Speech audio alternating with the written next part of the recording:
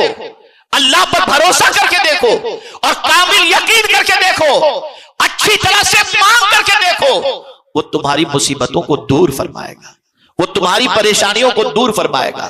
اے خواتین اسلام، آج سب سے بڑا مسئلہ یہ ہے، جملہ یاد رکھیے گا، ہمیں سب پر بھروسہ ہے، رب پر بھروسہ نہیں۔ اور ضرورت یہ ہے کہ رب پر بھروسہ کرو، اس لیے کہ وہ اس پر بھروسہ کرنے والوں کے بھروسے کو ضائع نہیں فرماتا، ٹھیس نہیں پہنچاتا۔ میرے پیارے آقا صلی اللہ علیہ وسلم کے دیوانوں اور خواتین اسلام، تو آج میرا پیغام آپ سب کو یہ ہے کہ مصیبت اللہ کی طرف سے ہے، لیکن مصیبت جو آتی ہے اگر گناہ کی وجہ سے آتی ہے تو اللہ تعالیٰ بہت سارے گناہوں کو معاف فرما دیتا ہے، اور یہ چھوٹی سی مصیبتوں کے ذریعے کچھ گناہوں کا کفارہ اسے بنا دیتا ہے۔ اور کبھی مصیبت آتی ہے، اللہ اپنے قریب کرنے کے لیے کسی کو مصیبت میں گرفتار کر دیتا ہے۔ مصیبتیں آتی ہیں، بندہ اللہ کی بندگی میں لگ جاتا ہے، مصیبتیں آتی ہیں، بندہ تلاوت میں لگ جاتا ہے، مصیبتیں آتی ہیں، بندہ تہجد گزار بن جاتا ہے، مصیبتیں آتی ہیں، اللہ کو پکارنے والا بن جاتا ہے، مصیبتیں آتی ہیں، اللہ کے رسول پر درود پڑھنے والا بن جاتا ہے۔ تو کبھی مصیبتیں اس لیے آتی ہیں کہ جو بندہ خدا سے دور ہو گیا تھا، خدا اس کو اپنے سے قریب کرنا چاہتا ہے۔ اللہ اکبر۔ اسی لیے کسی کہنے والے نے کیا خوب کہا، اور اسے آپ ذہن میں رکھیں، بڑی پیاری باتیں سمجھنے کے لائق۔ اللہ اکبر۔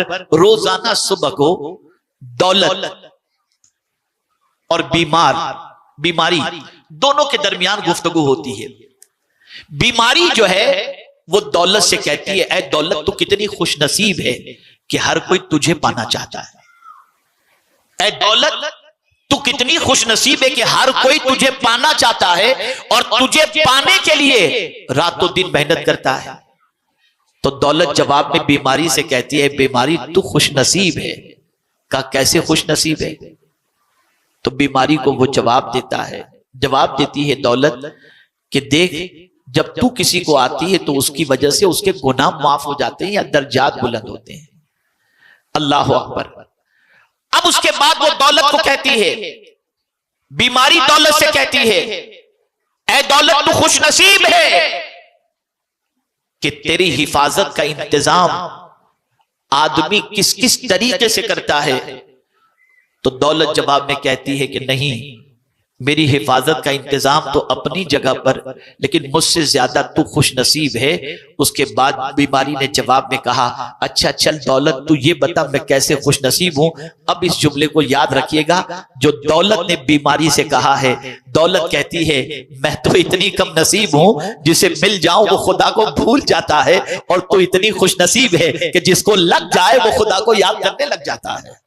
آپ اندازہ لگائیں، جو مصیبت ہے وہی مصیبت ہمیں خدا سے قریب کر رہی ہے۔ تو اے رسول اعظم صلی اللہ علیہ وسلم سے محبت کرنے والیوں اور آقا کریم صلی اللہ علیہ وسلم کی محبت کا دم بھرنے والیوں، مصیبت پر گھبراؤ نہیں۔ وہ لوگ جو مصیبتوں کی دوری کے لیے غلط راستے کو اختیار کرتے ہیں، وہ اپنی دنیا بھی برباد کرتے ہیں اور مزید مصیبتوں کو دعوت دیتے ہیں۔ جو لوگ مصیبتوں میں خدا کو یاد کرنے لگ جائیں، مصطفیٰ جان رحمت صلی اللہ علیہ وسلم کو یاد کرنے لگ جائیں، اللہ عز و جل ان کی مصیبتوں کو بھی دور فرما دیتا ہے اور دونوں جہاں کی نعمتوں سے مالا مال بھی فرما دیا کرتا ہے۔ مصیبت کی وادیوں سے کون نہیں گزرا؟ پورا قرآن بھرا پڑا ہے انبیاء کرام کی مصیبتوں کا۔ صحابہ کی زندگی دیکھیں، صحابیات کی زندگی دیکھیں تو آپ محسوس کریں گے کہ سب مصیبتوں کی وادیوں سے گزرے، لیکن انہوں نے مصیبتوں سے نپٹنے کا طریقہ بتایا، اور وہ طریقہ یہ ہے کہ تم اللہ عز و جل کی طرف رجوع کرو، اس پر کامل بھروسہ کرو، اس پر یقین کامل رکھو، وہ تمہاری مصیبتوں کو دور فرما دے گا۔ جو پروردگار شکم مادر میں پلنے والے بچے کو روزی دیتا ہے، جو پروردگار جل جلالہ شکم مادر سے نکلنے والے بچے کو اپنی قدرت سے پالتا ہوا نظر آتا ہے، وہی پروردگار جل جلالہ مصیبتوں کے موقع پر مصیبتوں کو دور کرنے کی قوت اور قدرت قدرت دونوں چیزیں رکھتا ہے، اسی لیے اس نے فرمایا امن یجیب المضطر اذا دعا ویکشف السوء، کون ہے جو بے قرار کی فریاد سنتا ہے اور مصیبتوں کو دور کرتا ہے؟ وہ میرا پروردگار ہے، وہ پالنہار حقیقی ہے، وہ معبود برحق ہے۔ اب اس کے لیے دو راستے میں آپ کو بتا دیتا ہوں جو قرآن نے بتائے ہیں۔ قرآن کہتا ہے استعینوا بالصبر والصلاۃ، صبر اور نماز سے مدد طلب کرو۔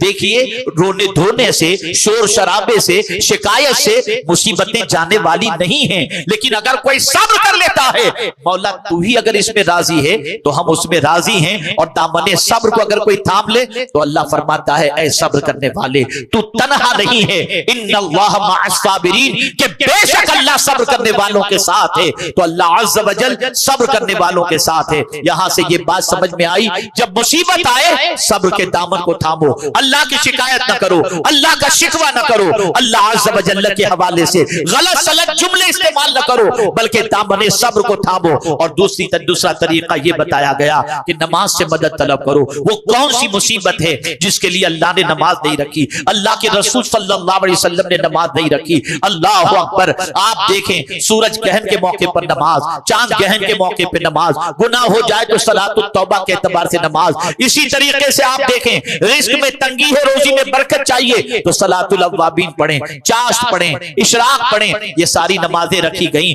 مر جائے کوئی تو نماز جنازہ، خوشی نصیب ہو تو عید کی نماز، یہ ساری چیزیں اسی لیے رکھی گئیں تاکہ اس کے ذریعے بندے کو راحت کی دولت نصیب ہو جائے، اطمینان کی دولت نصیب ہو جائے۔ تو آج میں آپ کو یہ پیغام پیش کروں گا کہ جب کبھی مصیبتوں کے پہاڑ ٹوٹ پڑیں تو گھبرانا نہیں، صبر کے دامن کو تھامنا، اللہ کی شکایت ادھر ادھر مت کرنا۔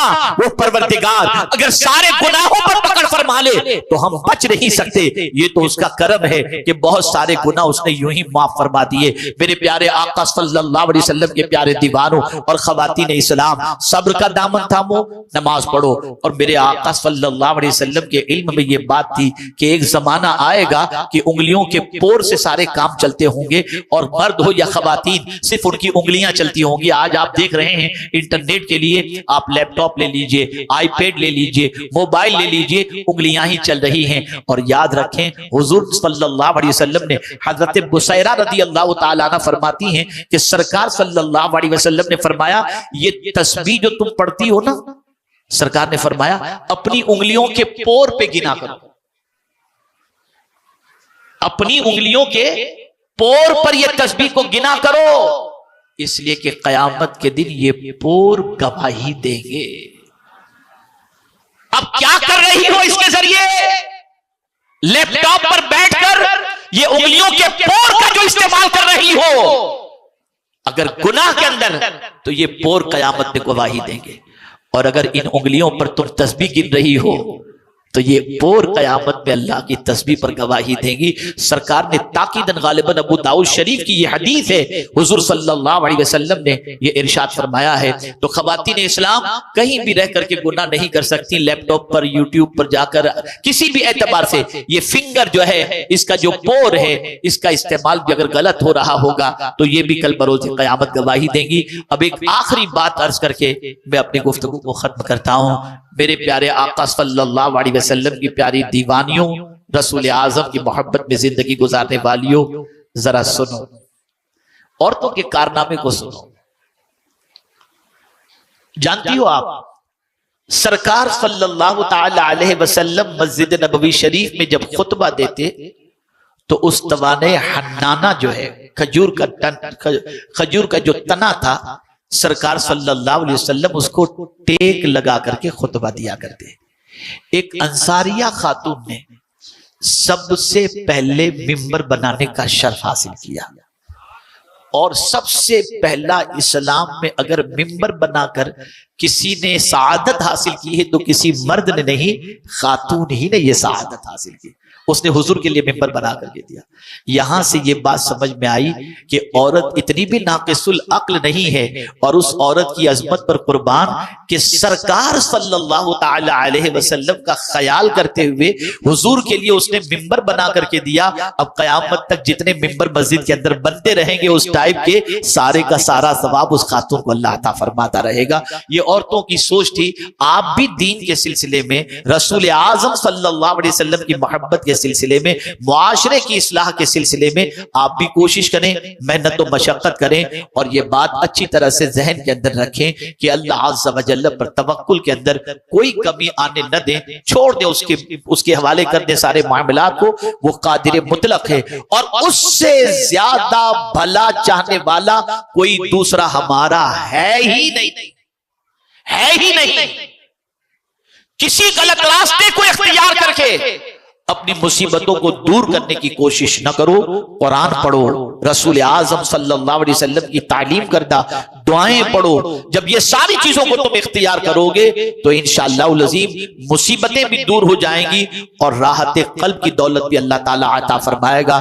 اللہ رب العزت جل جلالہ آقا کریم صلی اللہ علیہ وسلم کے صدق و طفیل جملہ خواتین اسلام کو اللہ اور اس کے رسول کے ارشادات پر عمل کی توفیق نصیب فرمائے، اور قانون الہی اور قانون رسول صلی اللہ علیہ وسلم کی پاسداری کی توفیق نصیب فرمائے۔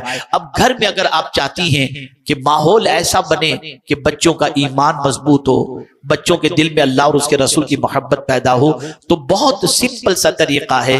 آپ قرآن کی تفسیر بیان نہیں کر سکتی، آپ تقریر نہیں کر سکتی، تو آپ کے لیے ایک کتاب برکات شریعت برائے خواتین، یہ کتاب کا درس اپنے گھر میں شروع کریں انشاءاللہ العظیم۔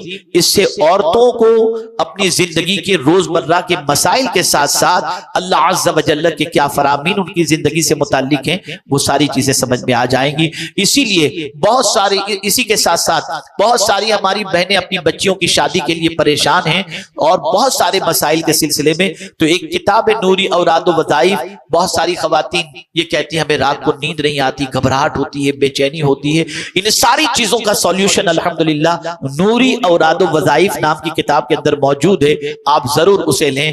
اور کون ماں ایسی ہوگی جو یہ نہ چاہتی ہو کہ میرے بچوں کے دلوں کے اندر رسول اعظم صلی اللہ علیہ وسلم کی محبت پیدا نہ ہو؟ ہر ماں یہ چاہتی ہے کہ اس کا بچہ یا بچی عاشق رسول بنے۔ تو میں گزارش کروں گا کوئی بھی خاتون پیغمبر رحمت صلی اللہ علیہ وسلم کتاب لیے بغیر یہاں سے نہ جائے۔